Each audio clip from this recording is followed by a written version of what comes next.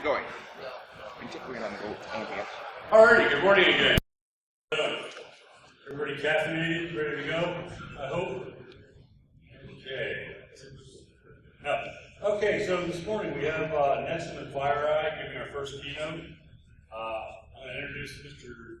Bhatia from Nexum and Artie Crawford from FireEye. Che?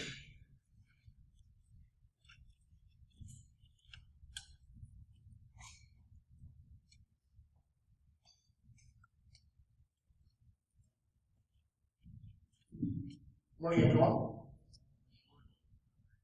I must say that this is my first time being here in Kentucky, and I must say you guys have a beautiful state. It's been an amazing trip. Did anyone attend the Derby Con by any chance? Yeah. What an amazing show, huh? Amazing turnout. Well put out show by the folks over there. Our keynote speaker, Chandler Howell, is actually stuck in Chicago. And so we're going to change things up a little bit today. My name is Bhatia, and I am responsible for business development at Nexum. For those of you guys that don't know, Nexum is a cybersecurity consulting firm headquartered in Chicago. We have offices scattered throughout the nation. Kentucky is one of those locations. And we align with what we consider to be best of breed technologies. One of those technologies is FireEye. We provide training and managed services along those technologies, so happy to talk to you guys if you're interested in learning more about the organization. But I'd like to introduce FireEye.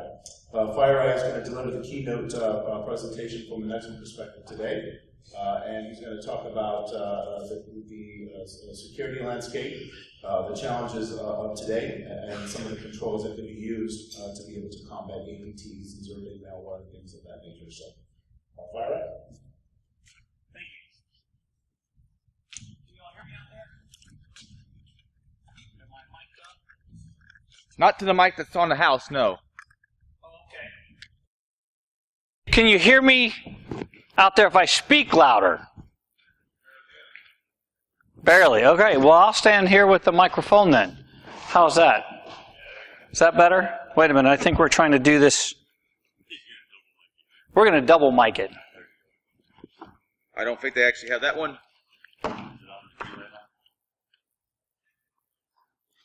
There's actually put batteries in it. I think that one works. You need the clip. The clip you gave me last time was the clip. This one that actually works. The thing is, there's nothing there. You just switch the mic.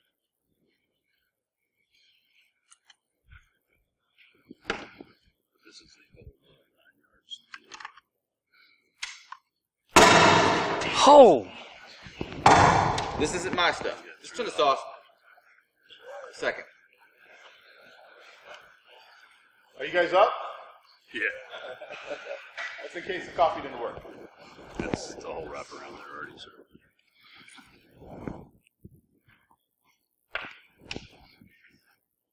All right, let's try this. Nope, doesn't look like it works at all. I just got the podium. So, okay. Sorry. That one doesn't work. Thanks. All right, well, so we tried to do that, so now I get to stand and hide behind a podium the whole time, and I'm not certain that's a fun time anyway. So let's see if we can do it this way. At least this way, y'all can see me, I can see you, and I'm not hiding behind the podium, right? All right, so after the big clicks, everybody's awake? A little bit? Okay. Still too early, too much DerbyCon. Okay, I will be your dancing bear for the next 30 minutes, so this could get a whole lot worse. So a little interaction for you all will help this out a whole lot. How's that sound? Is that better? All right, yeah, there's somebody in the front, all right, that wants to play along. Okay, so, look, how many times have you been to one of these events, right? You get up here and you hear somebody speak, right, and it's the same stuff over and over again. Well, let's hope that this is not the case. But what I want to show you today is kind of this adversarial paradigm shift, right, that we've seen take place over probably the course of the last 2 years. Now, those of you who have been doing this a long time, you've kind of seen it just kind of inch along the way, right? Little by little, and then you get the major breach, and then it's a little by little again, so on and so forth. Well, what I want to go over is this isn't little by little. This has been taking place for a long period of time. It's just moving into the commercial industry. And it's moving into the commercial industry at a speed that we can't keep up. Budgets can't keep up. The people can't keep up. You can't keep the people on your staffs and your payrolls long enough because there's always another fire for a cybersecurity person out there. So let's talk about this adversarial shift. Maybe. Possibly. How about that? Okay, so what are we going to talk about? Let's talk about the threat landscape. Right? We'll talk about what's at stake. Then we're going to I'm going to pitch FireEye for about 2 minutes if that's okay with anybody, right? And I will tell you that Nexum does a fine job of supporting FireEye and vice versa. So I think that's a great partnership, right? When it comes to consulting, and for the most part, they're vendor agnostic, but they love us, right? And there's a reason why they love us, right?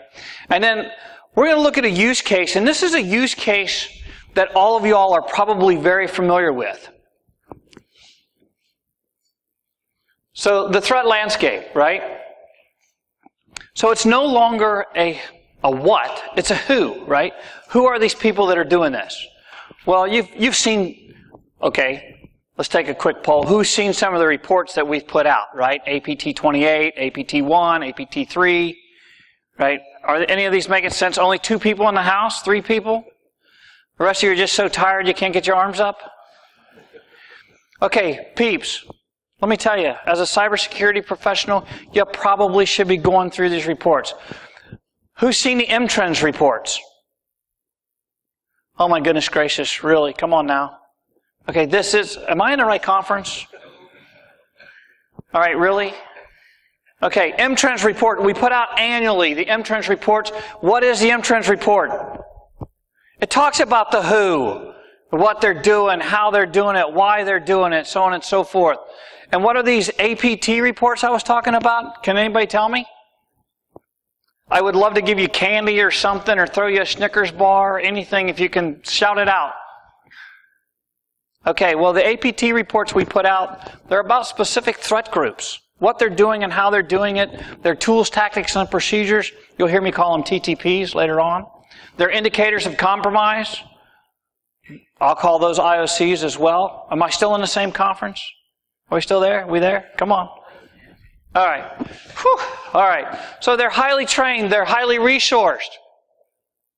And once you kick them out, they come back. Does anybody disagree with anything that's on this slide? How many of y'all have went through a major breach recently? The last year? Okay. I think you're up. I'm probably not in the right conference. Okay, so when we start to look at this, right, most of these attackers are using something that's been deemed the kill chain methodology. Now, there's probably some academics out there in the room that say there's not 5 steps to the kill chain. There's 7, there's 3, there's 8. Who cares? It's a methodology that these attackers are using. It's not willy-nilly, would you like to play a game any longer?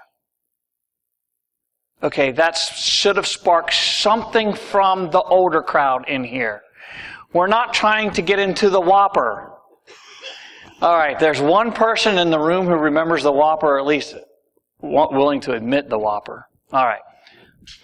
Wow. Man, this is a tough crowd this morning. Okay. What's that? About the Whopper? I'm not certain either at this point. War Games, back in the 80s. One of the first computer hack movies that came out. Right? Would you like to play a game? Oh my goodness gracious. Y'all are really dead this morning. It is definitely Monday. Drink up, please. Stronger coffee, please. Okay. Well, all this is saying is that there is a bona fide 100% methodology to these attacks. Right? That the attack has a recon phase. And it's just like in battle. There's a recon phase, and then there's this kind of setup phase, and then there's kind of deliver the bad weapons and have command and control. And then after they get command and control and they do some lateral movement and they get behind the lines, right? At that point, they're going to exfiltrate data. Data, Kentucky, whichever one, Louisville, right? I'm from here, so I know how to say Louisville, right? So I'm good with that. Oh, the first giggle in the entire crowd. Are you kidding me? Over Louisville? Wow. That's rough. Okay. Anyway, all right. But at the end of the day, when they exfiltrate the data, right, they have to close out the attack. Well, once that attack's closed out, there could be small traces left behind, or maybe not, depending on how good they are. And if you read the APT reports that we put out, you would get an understanding of how good they are, right?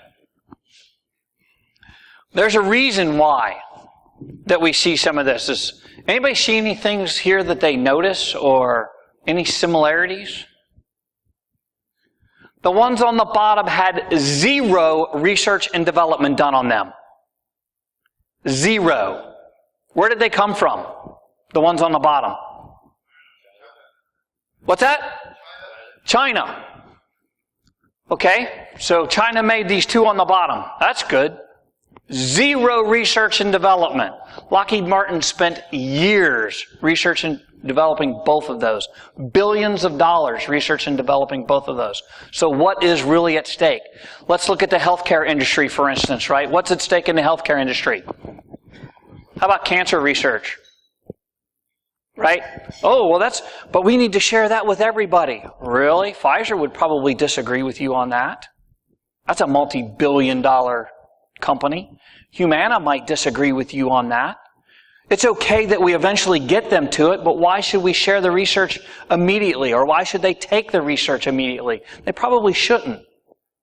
There probably should be some collaborative efforts. Now everybody's like, oh my gosh, really? Are you going to get on that soapbox? No, I'm not. But it's our intellectual property right now. And our cybersecurity stuff should stay within our boundaries of our cybersecurity stuff. Okay, on average, 9 months to mitigate and remediate an attack. 9 months. That's a long time, folks. Over 200 days to find out that you've been breached. So, I moved over the commercial team in May of this year, right? I used to work for the federal team. I used to work for some really interesting clients on the federal team, right? Most of them ended 3 letters. Most of them ended in A. One in I, but for the most part, most of the clients that I work for ended in A. Well, one of the most interesting parts about it is I showed up at my first commercial briefing, right, with the CISO of this particular company in Dayton. They're a pretty well-known data company. They house a lot of data for different groups of people, right? And he said when he showed up to work on a Monday morning, right, and he thought he had his first appointment at 9 o'clock, so he's fixing his coffee and everything else, right? And he says, I got to knock on the door at 8:30. And I'm like, man, wow, that's pretty good. That must be one of the Air Force guys coming over to see you, right? Because, he's here early. He says, well, yeah, it was an Air Force guy. I'm like, wow, okay, I got this commercial thing down pat. Yeah, it was an OSI agent coupled with an FBI agent to let him know he'd been breached. Let him know that he'd been breached on a Monday morning. That will definitely change your Monday morning around, won't it? When the FBI and an OSI agent, because, Wright Pat is right down the road from this particular client, and a lot of clients house data there, right? Let him know that he was breached. He was actually not breached 232 days. He'd only been breached after the investigation was done for about 185 days. But still, over almost 70% are being notified by third parties. So think of how many third-party vendors that you have, how many suppliers you have, how many third-party connections you have, consulting companies that you have that connect with you. Do that math real quick and look at all of the entry points that you have into your network. It's a large number. So we did a little study internal, right? So we go out and do all of these proof of values of the FireEye products, right? And we kind of keep stats on all of it, right? This is based on our very own industry, the high-tech industry, right? So we're talking people like us, Microsoft, Palo Alto. Well, Palo Alto doesn't have any of our gear. They would do a lot better if they did. But, the high-tech industry, right? 100% of those customers were compromised, and 28% of them had APTs, or advanced persistent threat actors, that we actually track. And we track about 300 different advanced actors, right? So we're not talking, malware or pup or adware or any of that type of stuff or commodity malware. We're talking 28% in the high-tech industry. That's a fair number. So think about your security postures. Just real quick, think about your security postures, and then think about whether or not you're currently breached. Now, I would make the sentiment, right, that if you're Home Depot, Anthem, Sony, and a couple others that we're not allowed to talk about, I would make the assumption that you're not any longer. You notice I pulled the ones that have been in the news, that we've covered. Okay, this crowd is really, really rough at this point. Wow. All right. I'm trying here, folks. Okay, so we kind of talked about what's at stake, right? And that is the stuff that's at stake. Your networks, your data, your everything, right? Well, when we start to look at this, how do we combat this? Well, speed, efficacy, and action, right? Speed, efficacy, and action. If we have speed, we can remove 232 days, hopefully down to hours, right? Or 200 and some odd days, 270 days. Hopefully we can get that down to hours, right? If we have efficacy, the equipment that we use does exactly what it's supposed to do, and the teams can do what they're supposed to do, then we can have action. And what does action actually mean in this particular case? How many security teams in the room right now, action to them is Jordan is here today, and therefore whatever incidents he normally handles gets left until he gets back tomorrow. Sorry, Jordan, I didn't mean to call you out. How many teams are like that right now? Right? Or, we had a spear phishing email and nobody's able to handle that except for John or Billy. Right? So most of the security teams that we run across are very ad hoc. They've got great tools, but they're very ad hoc. Right? They're not really certain. They don't have a playbook that somebody can pick up the playbook and move to the next level and pick up right where somebody else left off. That's the action that I speak of. So let's look at this slide, right? This should be pretty familiar to... Now, I'm not certain if this is a security crowd or not, right? Because we've kind of established that it may not be. Okay. Well, there's somebody in the back who thinks it is, so that's a good thing. All right. So look at the bottom row on the enclave. This is what we've been doing for years, right? We put sensors out. We get all this incident data. We get mission data. We get event data. We get asset data, right? Even compliance data. We get all of that stuff. Oh, but it's so many alerts. I don't know what to do with it. I can't have 6 guys sit on all these alerts. True. So what do we do from there, right? We tried to fuse it all together. And we created SIMs, and we started using SIMs. And then after 4 or 5 FTEs later from ArcSight, I'm sorry, ArcSight, I didn't mean to do that, right? 4 or 5 FTEs later from ArcSight, we figured out that we just need to write the rules better. And the 4 or 5 FTEs we have from ArcSight are saying, just renew for 1 more year. And we'll write the rules better for you, we promise. Sorry, ArcSight. I hope you're not in the room and loaded up already. But take any other SIM, Nitro, I can't even think right now, right? What's another SIM? What is it? There you go, Splunk, QRadar. Take any SIM out there, right? It's only as good as the rules that you write, correct? Or the rules that they wrote to put in there. Okay. But then what do you have? That's your analytic tier. You still don't have command and control of your networks. How many security professionals out here right now, without a shadow of a doubt, can say what their assets are on their networks? Okay, I didn't think so. If you are, man, oh man, I'm telling you what, I want to come and work for that company, because that's a company that's got their handle around everything on their networks, right? And you don't have situational awareness. You have no idea what the battle damage assessment is. When you do have a breach, it takes a lot of math in order to get there. You're hoping that you do. And we think, and I'm not all doom and gloom here, because there's a lot of maturity out there. But this is a hard problem to get our hands around. It's a hugely hard problem to get our hands around. So even when we start to get a handle on it, right? Once we get that handle on it, we can start creating these. We have these IOCs, we have intelligence, and then what else do we have here? We have all the different vectors that the attacks come from. We can start to develop these defensive TTPs, right? These defensive TTPs that lets, Janet pick up where Billy left off, or James, does exactly what John was doing when he's not on deck, right? And then at that point in time, we can make adjustments to our network. We can close off segments of the network when needed, right? Because we see that that segment's under attack. Or we can formulate we can maybe put a new firewall rule in. Maybe do something slightly different than what we were doing, right? We can have this active defense posture. And then and only then do we have cyber situational awareness and cyber command and control, right? Because when we have this command and control, we own our networks. We have this open path of communications to our C-levels because they understand what they need. They understand that it's not only business that we have, right? It's our intellectual assets that we have internal to the organization. And if we can protect the keys to the kingdom, then we can live to do business another day. And this is where we talk about this speed, right? Pretty easy.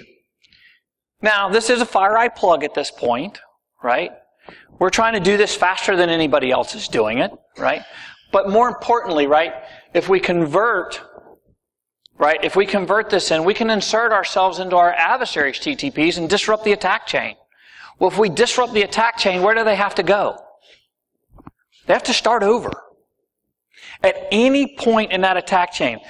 Okay, so I'm going to step back just a day or two, right? Do you remember as a cyber security professional, what was our motto when we came to work, right? We had to be right 100% of the time and the attacker had to be right once. Remember that? Well, doesn't this shift the paradigm? Now the attacker has to be right at every step of the way and we just have to catch him at one point. Because now if we catch him at his recon stage, okay, he just stands up another server. But what about if we catch him right at the exploit stage, where he drops that malware onto our box? He hasn't done anything yet. He's just dropped malware onto our box. Well, if we can see that malware and we can understand what that malware is, he has to go completely back to the beginning and redevelop new malware. Oh, well, that's just changing the code a little bit. Well, it's not as easy as it sounds. Okay, maybe for some of you guys that attended DerbyCon, it's pretty quick and easy. But for old guys like me, it's not. That's not quick and easy, right?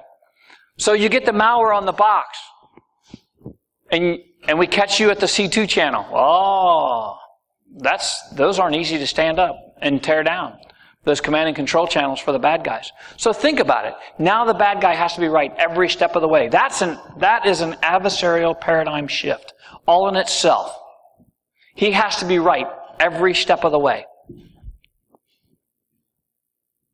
Okay, so quick plug for speed real quick, right? So everybody remember last year, I guess what it was last year about midsummer, right? Clandestine Fox. I think this is a very telling tale of speed in action, right? I showed you a slide earlier about 270 days worth of stuff, right? So, and this is definitely a FireEye plug. 15 minutes, we realized that we had a very unique piece of malware, right? So within 15 minutes, it went to the malware analysis center, right? Within 30 minutes, they definitely ascertained that it was a unique piece of malware. From that 30-minute time frame until the 10-hour time frame, the FireEye researchers went through everything that they could figure out about that piece of malware. At the end of that, about that 10-hour mark, they notified the vendor. And the vendor in this particular case was Microsoft, right? Now, you can imagine as a young cybersecurity company, how many times can you go to the largest vendor in the computer industry or the computer world, right, and be wrong? Maybe once. Maybe once. But probably not ever if you want your credibility to continue to soar up. So we did our due diligence, 9.5 hours worth of due diligence. Then we called Microsoft and said, look, you have a vulnerability in this, and this. Microsoft said, okay, thanks, we'll get back to you. At the 22-hour mark, or 12 hours later, Microsoft said, yeah, you guys were absolutely right. However, you missed this one little thing. But don't worry, we didn't ever release that one little thing. So we were dead on. 100% dead on. And within 22 hours, actually hour number 23, every FireEye box on the planet was protected from Clandestine Fox. Whether it was patched or not, it was protected. That's a good news story when it comes to speed. Right? Absolutely. Okay, how did that take place? And this is the efficacy behind it, right? How did it take place? We have this thing built into the FireEye appliances, and this is my 5 minutes on FireEye, and then we're going to get back to what's important here, right? We have a thing in every FireEye appliance, right? It's called a multi-vector execution engine. Now, I've heard it called a sandbox. I've heard it called a detonation chamber. I've heard it called all kinds of things, right? Well, it's a multi-vector execution engine. I don't care what term you want to put on it. What it does is it determines good behavior from bad behavior. So if you have a PDF that's trying to call .russia.ru, right? It's probably not a good thing. If you have a JPEG that's trying to insert itself in a particular place in memory, that's probably already been determined that that's bad behavior for code to do that. If you have a Microsoft Word document that's trying to talk to the kernel, yeah, that's probably a bad document or a bad document as well. What this multi-vector execution engine does is it resides on an appliance. It acts as a bare bones piece of metal, right? Bare bones machine, right? And it emulates everything about what a user would do, from keyboard clicks to mouse clicks to rollovers to all of those type of ways that we would insert malware. And it does all of those things, and the malware doesn't know that it's on a VM. It answers back with the right address buses, and once it reaches a certain threshold, at that point, it says that's bad behavior. Now, granted, there's some certain known bad behaviors that I just talked about that are bad right off the bat, but some of them don't materialize for a few minutes later. And at that point, that's what the FireEye box does, or this multi-vector execution engine. And the good thing about it is, it's incredibly accurate.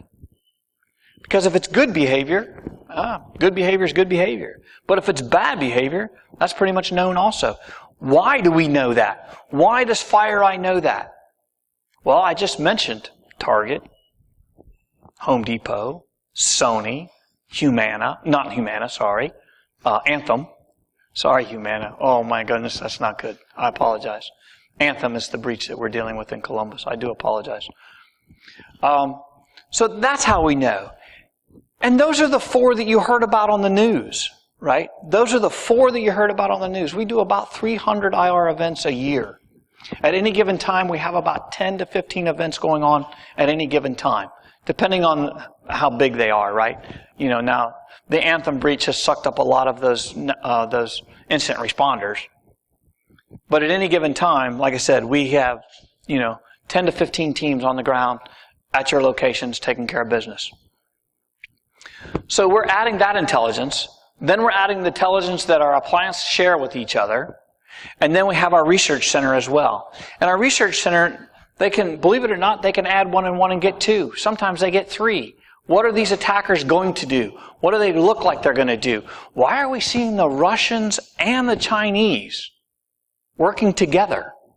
Well, that's kind of interesting stuff.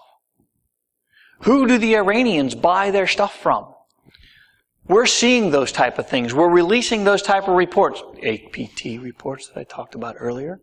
The M-Trend reports that I talked about at the beginning.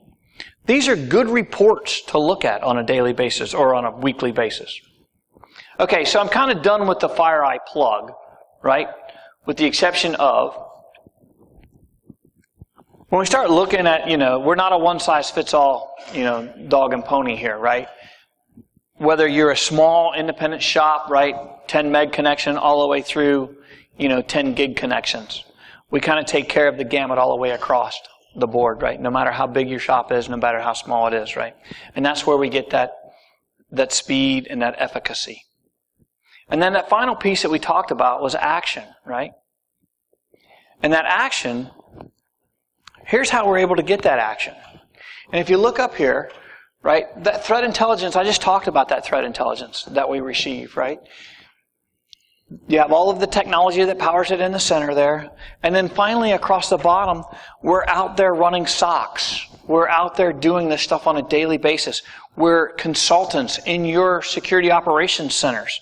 So we're doing all of these different things, right, on a full-time basis. This is what we do full-time, is look for bad guys on the network. We don't have a separate business prop that we have to worry about, like Amazon, if we're going to sell stuff, right? We're just looking for bad guys on the network continually, right? So that we can support you, pretty much is how we do that. And in conjunction with companies like Nexum, then we can actually support you better through their consulting practices and through their vendor relationships and so on and so forth, right? That's how we ended up in this position where we're at.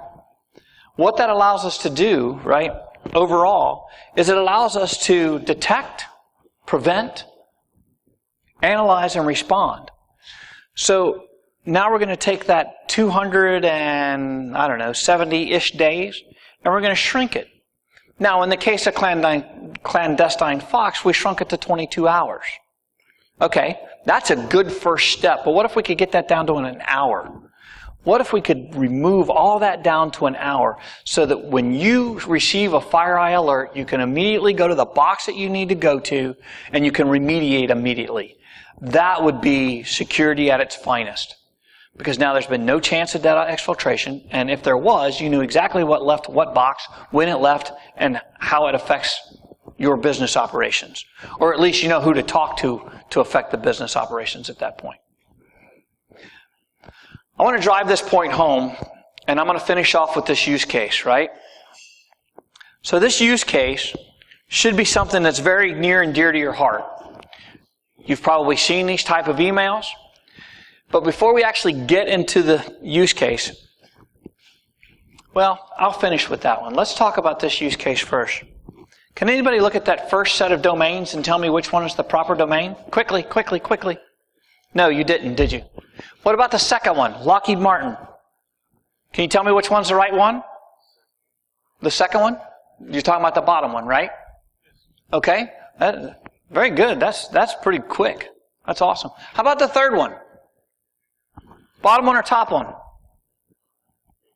You have studied way too long already on that one. And what about the last one?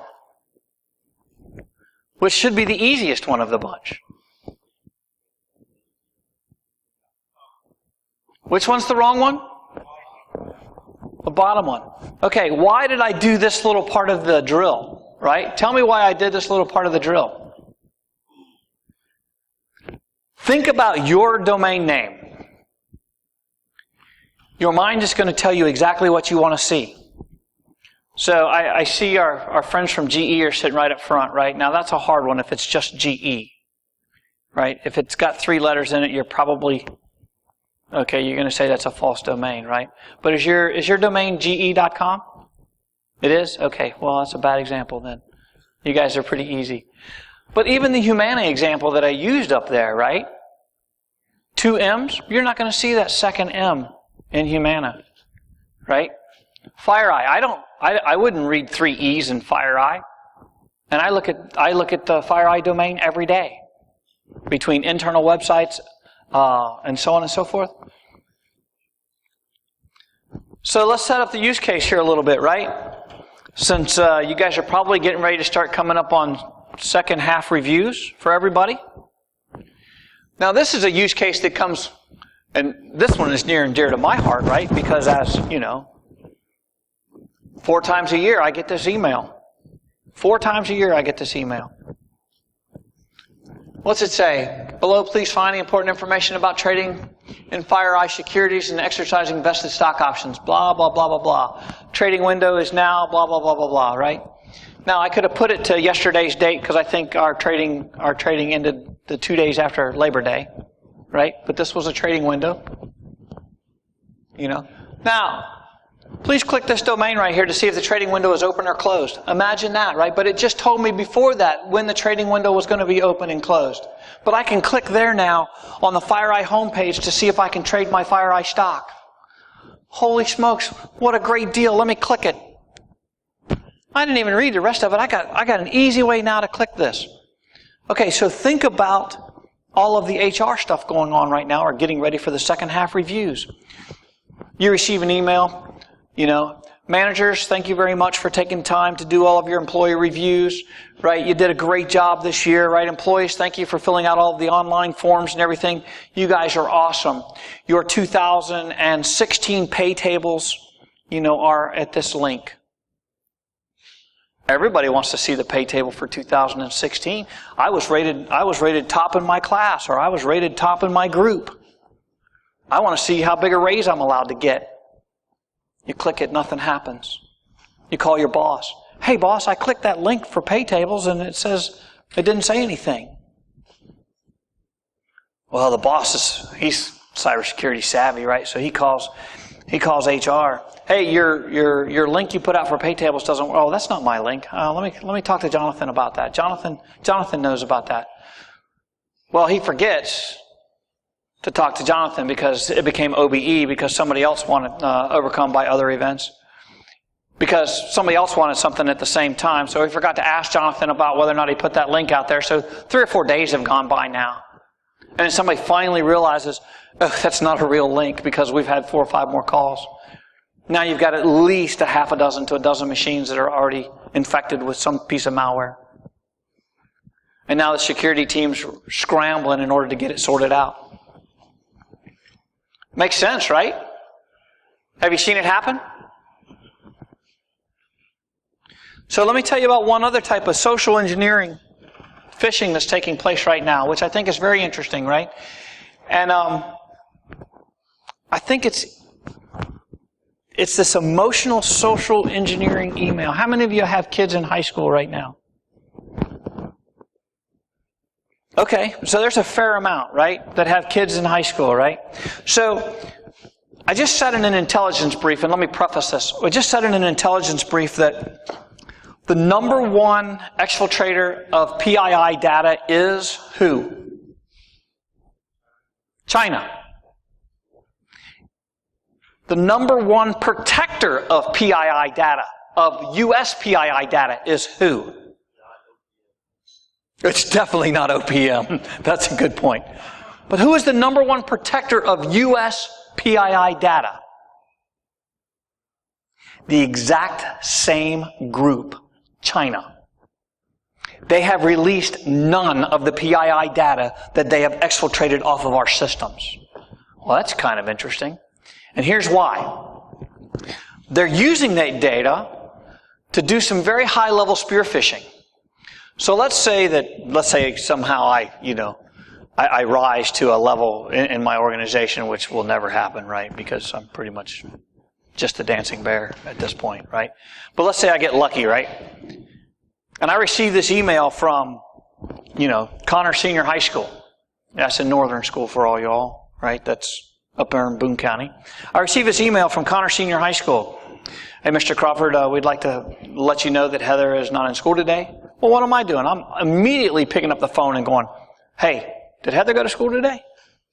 Well, yeah, she went to school today. Okay, I just received an email. Now, I'm a cybersecurity professional. I didn't click any links yet. At the bottom of the email, it says Heather has missed 8 days this quarter. And she only has 2 more days to miss before her truancy record will start to count against her. Please click this link to see which days she's missed. Now, I'm on the phone with somebody. Hey, has Heather missed 8 days of school this year? No. So I'm clicking the link at this point because I got to know what the hell's going on, right? Because now my 17-year-old daughter's not in school and she's missed 8 days of school already, and it can't be good. And as a former one of Uncle Sam's misguided children, that's USMC for all of you who don't speak the DOD, hoorah, right? My blood pressure is already up to here. My temperature is already above that because guess which daughter I'm going to kill at this point? One named Heather. And I will introduce myself as having 2 children at that point. Right? Because that one's expendable apparently because she doesn't want to go to school. Well, I've already clicked the link, I've already had a conversation, I've called her cell phone, and now I'm on the phone to the school because it's not populating. Do you get where I'm coming from? Oh, and by the way, I'm actually pretty good at this. And I was just had. So think about the emotional response to any click that somebody's trying to get you to take. Right? Look at this cute little kitty. Really? Are you kidding me? Okay, we're way past that one. There's no money coming out of Nigeria anymore. I think it's broke. Right? There's no princes in Nigeria that are trying to get out and have $10 million to give you, and they'll give you $1 million of it. What I'm getting at is this emotional spam or this emotional phishing is out there now. So I'll leave you with that. And as we close out, the objective to all of this, right, is this continuous threat prevention. Right? If we can reduce the time to detect and we can reduce the time to fix, we can actually make our networks much more safe, much more secure. What does that do for us? It reduces our cost of, or theft of our IP assets. Our cost of response is reduced. Disruption to business is nearly just the box that exists, right? And our reputation. How many people did not shop at Home Depot for the months after the breach? How many people did not shop at Target, TJ Maxx after the breach? A lot of us. Unless we were already certain our credit cards were already gone at that point, right? That's all I have. And I would like to thank the opportunity to come up and speak to you all this afternoon or this morning, right? We'll be out at our booth with, we're here with Nexum. And please stop by. Feel free to come by and talk to us. I think we've got some cool little giveaways. We've got some stuff about FireEye. If you want to learn about the FireEye product set or the Nexum consulting services, training, anything that Nexum does, right? Please come out and stop and talk to us. I appreciate it very much, and thank you very much for your time.